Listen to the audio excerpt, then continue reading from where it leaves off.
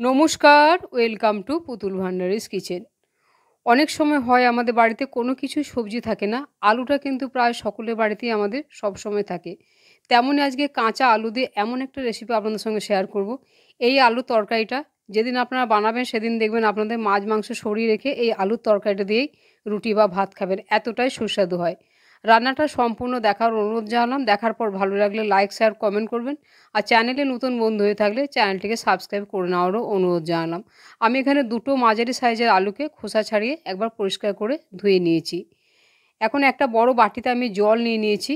আর গ্রেটারের যে সরু গ্রেটারটা আছে সেই সরু গ্রেটার দিয়ে আলুটাকে আমি গ্রেট করে নিচ্ছি। একেবারে জলের মধ্যে গ্রেট করে না নিলে আলুটার সাথে সাথে কালো হয়ে যায়।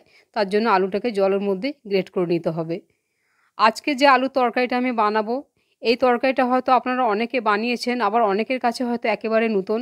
এভাবে একবার বানিয়ে খেয়ে দেখবেন, অসম্ভব সুস্বাদু হয় তরকারিটা খেতে। একেবারে সেদিন দেখবেন আপনাদের মাছ মাংস খেতেও ইচ্ছে করবে না। শুধু এই আলু দিয়ে রান্নাটা এতটাই টেস্টি হয়। তা আলুটাকে একেবারে জলের মধ্যে গ্রেট করে নিচ্ছি। আমি দুটো আলু দিয়ে করছি, আপনারা আপনাদের প্রয়োজন মতো আলুটা নিয়ে নেবেন। এইভাবে জলের মধ্যে কিছুক্ষণ আমি গ্রেট করার পরে আলুটাকে এভাবে ভিজিয়ে রেখে দেবো। তাহলে আলুর যে সমস্ত একটা কষটা থাকে সেটা পুরোপুরি বেরিয়ে যাবে। কিছুক্ষণ এভাবে আলুটাকে আমি ভিজিয়ে রেখে দিচ্ছি। এখন একটা ছোট বাটিতে সামান্য পরিমাণে একটুখানি আমি জল দিচ্ছি। এখানে আমি গুঁড়ো মশলা কিছু দিয়ে দেবো। গুঁড়ো মশলাগুলো জলের মধ্যে ভিজিয়ে রাখলে একেবারে বাটা মশলার মতো হয়। চা চামচে হাফ চামচ দিলাম জিরে গুঁড়ো, হাফ চামচ দিয়ে দিচ্ছি ধনে গুঁড়ো, আর খুব সামান্য পরিমাণে একটু দিচ্ছি গোলমরিচের গুঁড়ো। এই রান্নাটা একটু গোলমরিচ দিলে খেতে খুবই সুস্বাদু হয়। আর পরিমাণ মতো একেবারে আমি দিয়ে দিচ্ছি হলুদ। আর কালারের জন্য দিচ্ছি খুব সামান্য পরিমাণে একটু কাশ্মীরি লঙ্কার গুঁড়ো। এই গুঁড়ো মশলাগুলো জলের সাথে একটু মিশিয়ে রেখে দিচ্ছি। এইভাবে যদি গুঁড়ো মশলা কিছুক্ষণ জলের মধ্যে ভিজিয়ে রাখা যায় তাহলে মশলাটা ফেপে একেবারে বাটা মশলা মতো হয়ে যায়। এখন আমি মিক্সির জারের মধ্যে আর একটা মশলা করে নেবো। মিক্সির জারের মধ্যে এখানে আমি নিয়ে নিয়েছি ৫-৬ কোয়া দিয়েছি রসুন, ১ ইঞ্চি পরিমাণ আদাকে ২ টুকরো করে দিয়েছি, আর একটা ছোটো সাইজে দিচ্ছি টমেটো। এটাকে সামান্য জল দিয়ে পেস্ট করবো। আর ঝালের জন্য এখানে দিয়ে দিচ্ছি একটা এরকম বড় সাইজের কাঁচা লঙ্কা। ঝালটা আপনারা আপনাদের পছন্দ মতো কম বেশি করে নেবেন। সামান্য জল দিয়ে এই মশলাটাকে খুব মিহি করে এভাবে পেস্ট করে নিয়েছি। আর যদি সম্পূর্ণ নিরামিষ করতে চান সেক্ষেত্রে রসুনটা বাদ দিয়ে দেবেন।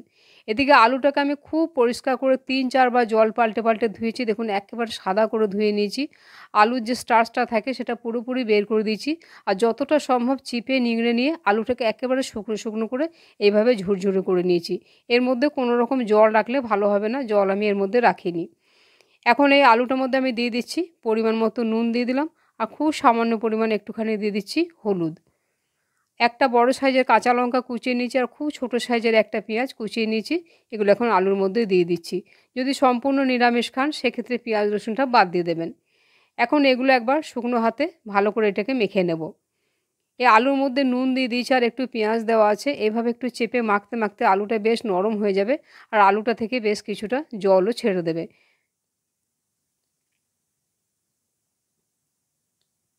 বেশ কিছুক্ষণ এভাবে ভালো করে চেপে এটাকে মেখে নিয়েছি। আলুটা অনেকখানি নরম হয়ে যাবে, কেন এর মধ্যে নুন দিয়ে দিয়েছি।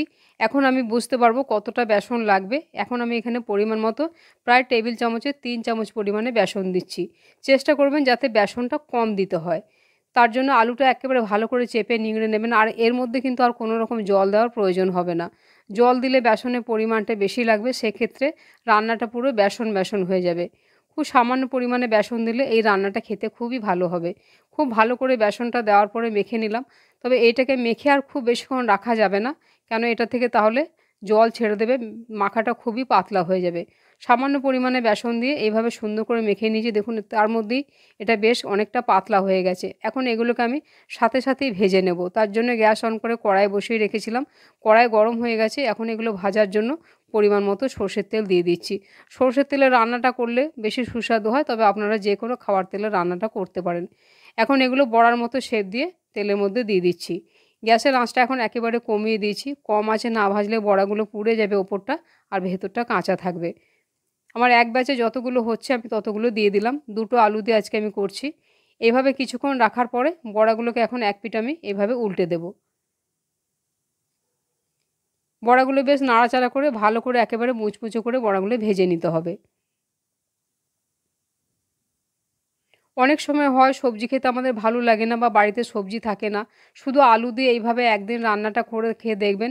এটা ছোট থেকে বড় সকলেই খেতে ভীষণ পছন্দ করবে। ওই তেলের মধ্যেই বাকি আমার যে ব্যাটারটা ছিল সেটা থেকে যে কটা বড়া হয় আমি আবারও দিয়ে দিচ্ছি।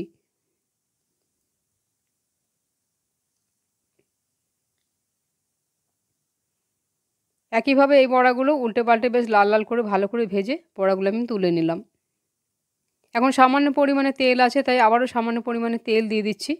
এই রান্নাটা একটু তেলের পরিমাণটা বেশি দিচ্ছি, তবে তেলের পরিমাণটা আপনারা চাইলেও কম বেশি করে নিতে পারেন।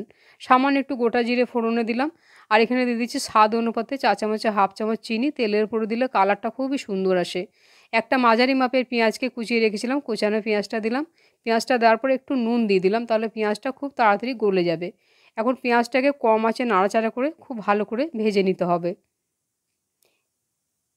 একেবারে সাধারণ ঘরোয়া মশলা দিয়ে দুর্দান্ত এই আলুর তরকারিটা যারা আলু খেতে চায় না তারাও খাবে, কারণ তারা এটা খাওয়ার পরে বুঝতেই পারবে না যে সেটা আলুর তরকারি খাচ্ছে।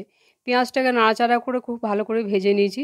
যখন পেঁয়াজটা এরকম ভাজা হয়ে যাবে, যে মশলাটা আমি পেস্ট করে রেখেছিলাম এখন সেই মশলাটা দিয়ে আবার এটাকে পেঁয়াজের সাথে কিছুক্ষণ কষিয়ে নেব।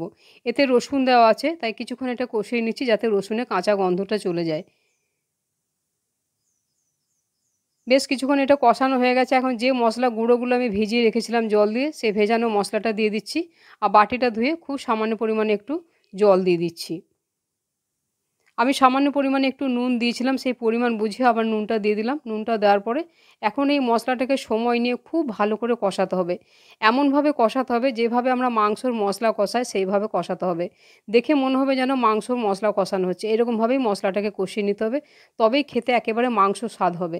এত সুন্দর লাগবে খেতে। খুব কম আঁচে খুব সুন্দর করে কষিয়ে নিচ্ছি। সামান্য, সামান্য করে গরম জল দিতে হবে। দেখুন মশলাটা দেখতে কত সুন্দর লাগছে।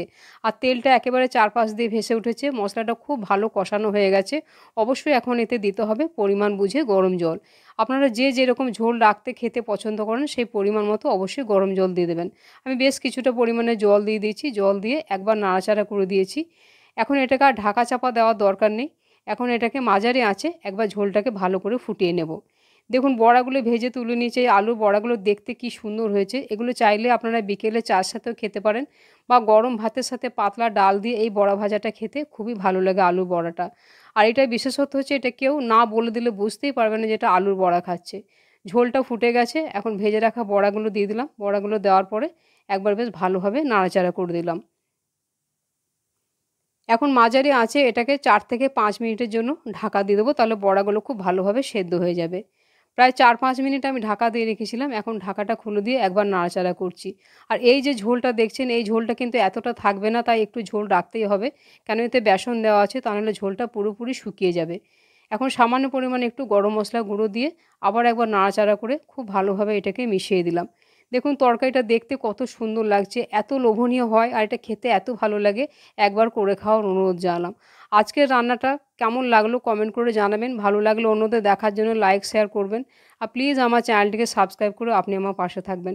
রান্নাটা সম্পূর্ণ দেখার জন্য ধন্যবাদ। তাহলে আবার অন্য কোনো দিন দেখা হবে অন্য কোনো রেসিপিতে। সবাই ভালো থাকবেন। নমস্কার।